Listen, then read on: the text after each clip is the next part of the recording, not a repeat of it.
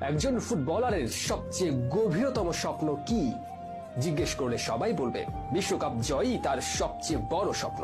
কিন্তু আপনি যদি একই প্রশ্ন ব্রাজিলের রাইট উইঙ্গার অ্যান্টোনিকে করেন, যিনি জন্ম নিয়েছিলেন সাও পাউলোর এক বস্তিতে, তিনি উত্তর দিবেন বিশ্বকাপ নয়, চ্যাম্পিয়ন ট্রফি নয়, ব্যালন ডিওর কিছুই নয়, স্বপ্ন ওই বস্তির জীবন থেকে বাবা মাকে মুক্ত করা।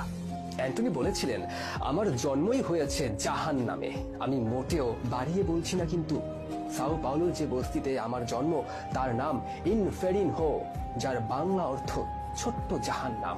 এলাকাটা ভীষণ কুখ্যাত ছিল মাদক ব্যবসার কারণে।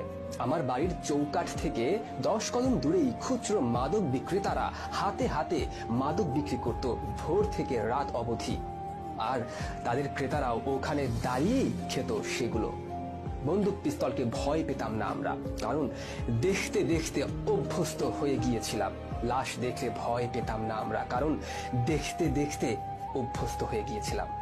আমার বয়স যখন 8, তখন স্কুলে যাওয়ার পথে দেখলাম একজন আমাদের গলিতে মরে পড়ে আছে। স্কুল তো যেতে হবে নাকি, আমি চোখ বন্ধ করে লাশটা ডিঙিয়ে স্কুলে গেলাম। ছোট্ট জাহান নামের জীবন এমন ছিল। জীবনে একমাত্র আনন্দ ছিল ফুটবল। বড় ভাইয়ের সাথে বস্তির স্কয়ারে ফুটবল খেলতে যেতাম। একসময় সেটা মাটির ছিল।